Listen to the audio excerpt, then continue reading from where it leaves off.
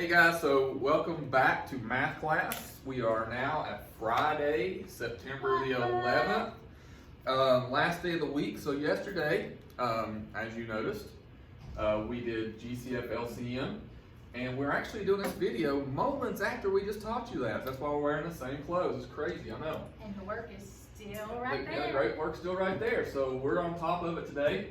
So what we want you all to do today is more practice with GCF LCM. But we're going to take a step forward because it's very rare that you're going to be actually asked to find a GCF or LCM problem without words. So we're going to show you how to do it with word problems. It's very, very simple if you are paying attention to the verbiage and how the problem is written, because there's some key words in there that we want you to either highlight or circle during this video. So you're going to be just on the back page of where you were at yesterday. So we were on page 30 from the front yesterday. So we're just this is what this is. There we go. Oh no. Mr. Winstead has successfully killed my folder twice today. Well, they're packed full of good information. So we were here yesterday. I was going to bring the paper to you.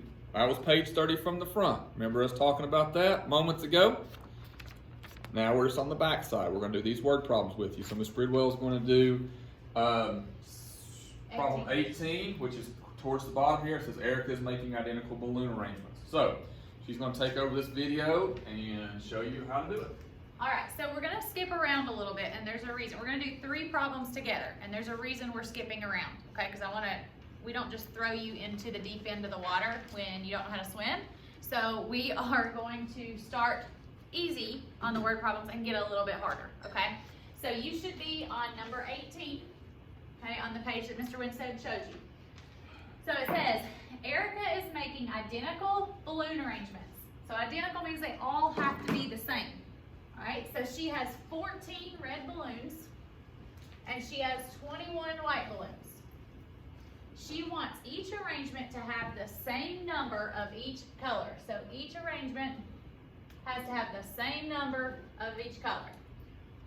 What is the greatest number of arrangements that she can make if every balloon is used?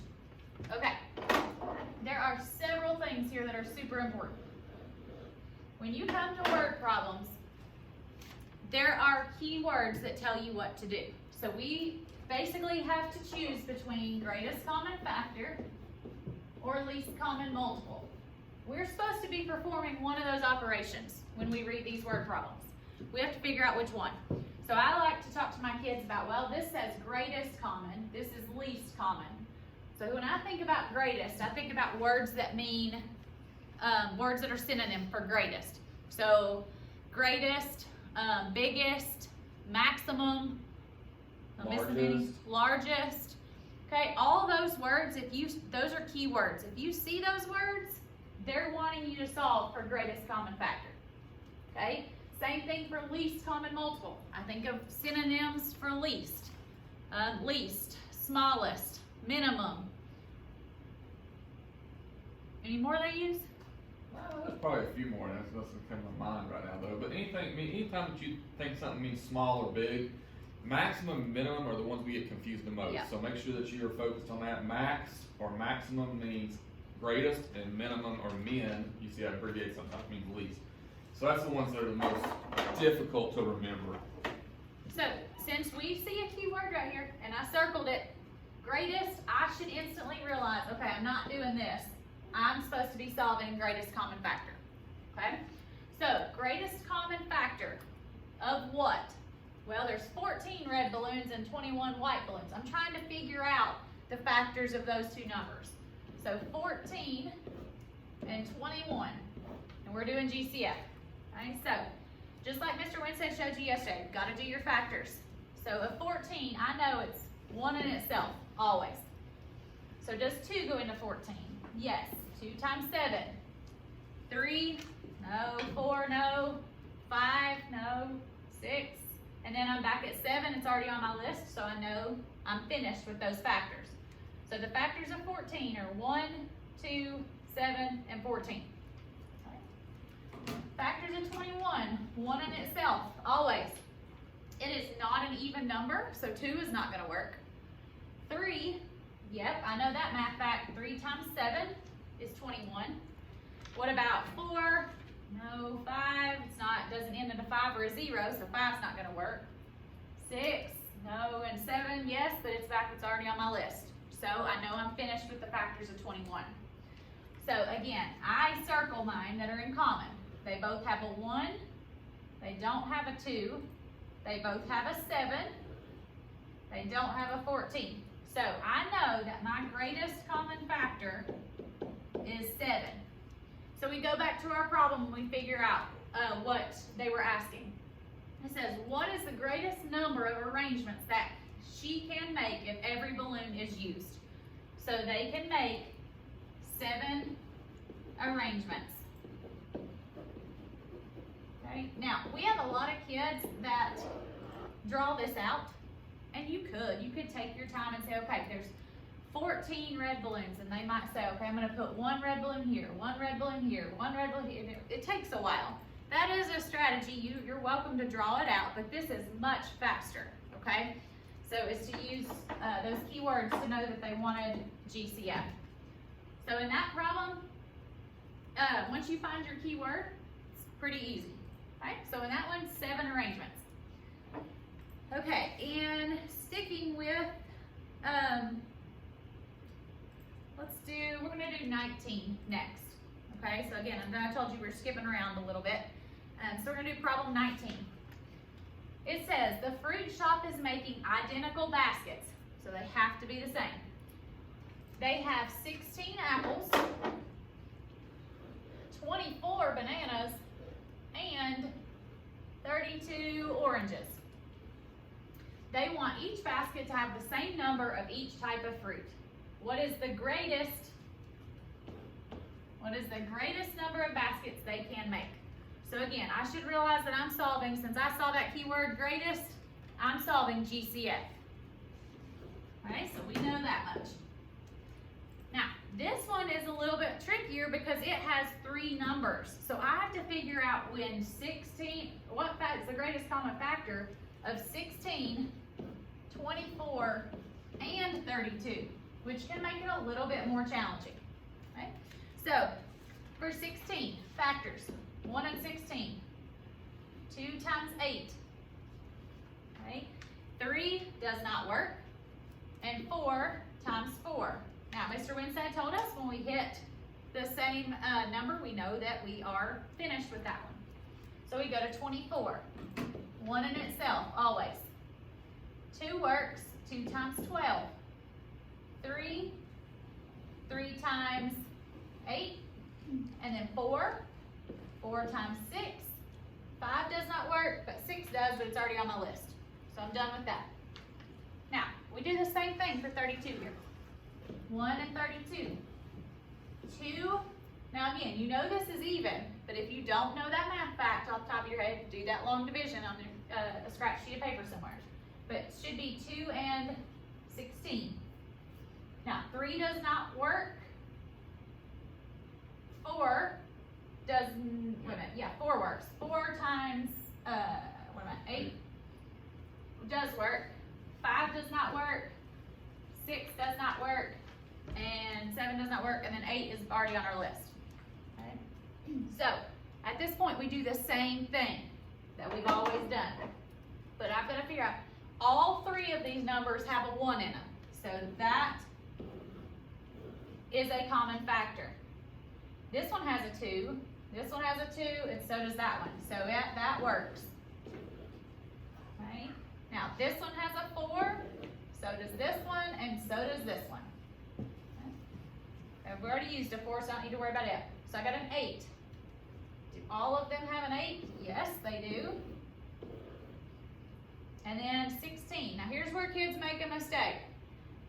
This has a 16, this does not, and this one does.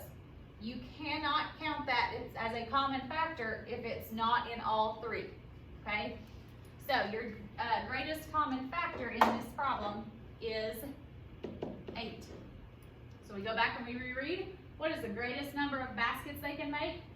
They can make 8 baskets, okay? Alright. And guys, a lot of you all probably are developing strategies now that, okay, I can look at that and say exactly what the GCF is without doing all the work. But be careful with that because if you look at that, 4 goes into all of them, right? So a lot of us will just put 4 and not think about 8 going into 16, 24, and 32. So that's why making the lists are very, very important. Okay, we're gonna do one more together. So we're going up to question 16. So it's the first one that was on your page. Okay. All right, hot dogs come in packages of 8. That looks like it's important to me. And notice, we've been doing math a long time, and our problems still have lots of things underlined in them. Yours should too, okay?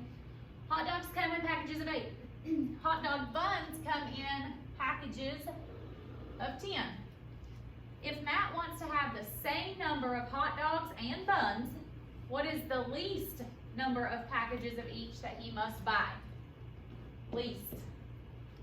Okay, that tells me I'm solving for LCM here. Now this is a little bit different of a problem. Our answer is going to be a little different, but your process is the same. So the least number, we're solving LCM of 8 and 10.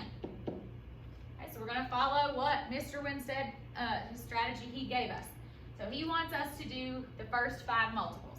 So I go 8, 16, 24, 32, and 40. Okay. Come down to 10. I go 10, 20, 30, 40. Now I'm not going to waste my time anymore because I found it.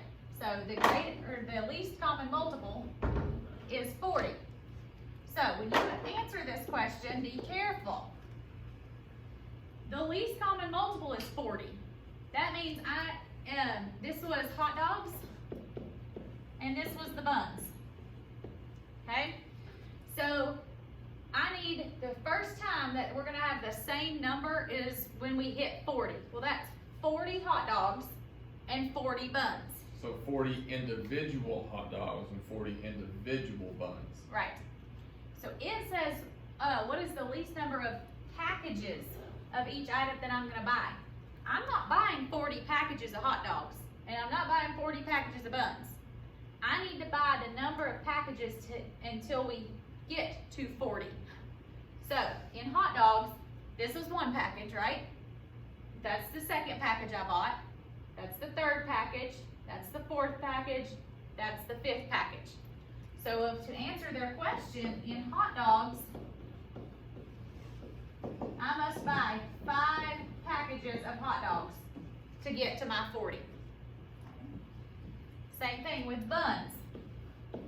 I'm not buying 40 packages of buns. That's a lot of buns. So you're gonna buy 1 package of buns, 2 packages, 3 packages, and 4 packages. So you're gonna buy 4 packs of buns and 5 packages of hot dogs, and you are ready for your party. Okay. All right, Mr. Winstead, you got anything else?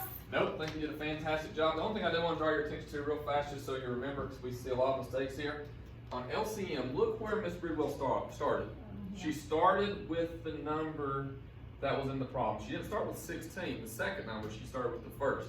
So when you're doing LCM, always start with the number that's given and then start counting up, because sometimes the first number could be the least common multiple. Like if this right here was 4, so 4 and 8, that means 8 would be the least common multiple. So always start with the number that's given first. All right. You all are going to complete. You know what? I would be able to tell you, but Mr. Winstead has destroyed my folder. Let me find it for you. So, Here. let's see. Let's see if we can find. This page right here, since we're going to do.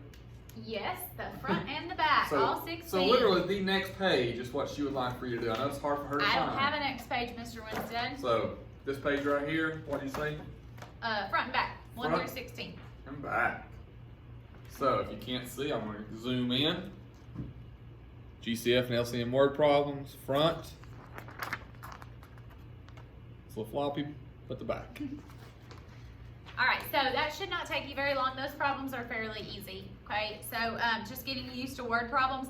There are much more complex GCF and LCM word problems, which we'll get to next week. But make sure you're answering the question. Yes. Like this one right here, if you would have answered 40, you would have got the problem right, but you would have answered the correct question incorrectly. So make sure you're reading very carefully, okay? All right, you guys have a wonderful weekend, and we will see you back next week. See you guys.